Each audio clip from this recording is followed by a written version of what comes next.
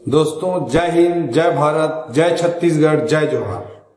दोस्तों, Y I respect Modi जी के series हम चला रहे हैं और इस सीरीज में हम मोदी जी के ऐसे विजनरी कार्यों की चर्चा कर रहे हैं जो उन्होंने क्षणिक राजनीतिक स्वार्थों से ऊपर उठकर देश की मजबूती के लिए, समाज की मजबूती के लिए एक विजनरी रूप से किया है। वोट बैंक की राजनीति से ऊपर उठकर उन्होंने काम किया है।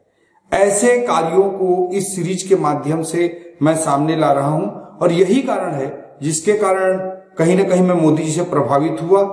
मैंने राजनीति में कदम रखा और राजनीति में भारतीय जनता पार्टी और मोदी जी के नेतृत्व को स्वीकार किया।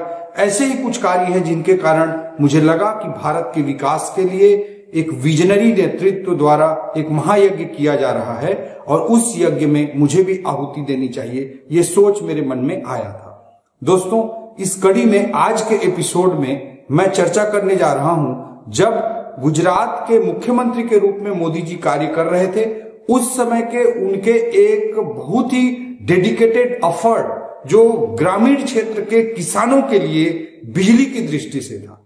दोस्तों, जब भी अब बिजली की बात आती है तो बिजली कटौती अपने आप आज भी देश के बड़े हिस्से में लोगों के जेहन में, लोगों के दिमाग में आता है। 24/7 बिजली, 24 घंटे बिजली की कल्पना भी आज भी देश के कई हिस्सों में लोग कर भी नहीं पाते हैं। और विशेष रूप से जब बिजली ग्रामीण क्षेत्रों के लिए बात की जाए, शहरों को तो तब भी बिजली मिल जाती है, लेकिन जब बिजली ग्रामीण क्षेत्रों के लिए की जाए और वह भी किसानों के खेती के लिए, कृषि कार्य के लिए किया जाए, तो और भी समस्या का एक अलग ही विकराल स्वरूप हमको दिखाई देता है। मोदी जी ने बिजली प्रदान करने के लिए सब जो डेडिकेटेड एफर्ट किया वो मैं आपके सामने रखना चाह रहा हूं। दोस्तों, एक इलेक्ट्रिसिटी के लिए जनरली एक सिंगल फीडर होता है। उसी फीडर से शहरी क्षेत्रों को, उसी फीडर से ग्रामीण क्षेत्रों को, उसी फीडर से इंडस्ट्रियल पर्पज के लिए, डोमेस्टिक पर्पज के लिए और कृषि पर्पज के लिए सामान्यतः बिजली दी जाती है। और सबसे आखिरी प्रायोरिटी ग्रामीण क्षेत्रों को मिलती है। जैसे ही बिजली की कमी होती है तो शहरी क्षेत्र को बिजली तो दी जाती है, ग्रामीण क्षेत्र के लिए बिजली काट दी जाती है। उसमें भी ग्रामीण क्षेत्र में घर को बिजली दे दी जाती है, कृषि के लिए उसको काट दिया जाता है। तो सबसे पहले तो मोदी जी ने इलेक्ट्रिसिटी प्रोडक्शन की दृष्टि से गुजरात के मुख्यमंत्री रहते हुए गुजरात को सेल्फ सफिशिएंट बनाया और उन्होंने 24/7 बिजली का कॉन्सेप्ट लाया और शहरी क्षेत्रों से ग्रामीण क्षेत्रों के कृषि कार्य के लिए जो कृषि इलेक्ट्रिसिटी का जो फीडर होता है, बिजली का जो फीडर होता है, डेडिकेटेड फीडर बनाने का काम मोदी जी ने किया। इससे निर्बाध रूप से ग्रामीण क्षेत्र के किसानों को बिजली मिल पाए, यह उनका प्रयास था। इस स्तर का डेडिकेटेड एफर्ट उन्होंने ग्रामीण क्षेत्र के किसानों के लिए तब भी किया हुआ है और गुजरात में ग्रामीण क्षेत्रों के कृषि के लिए सेपरेट फीडर स्थापित है।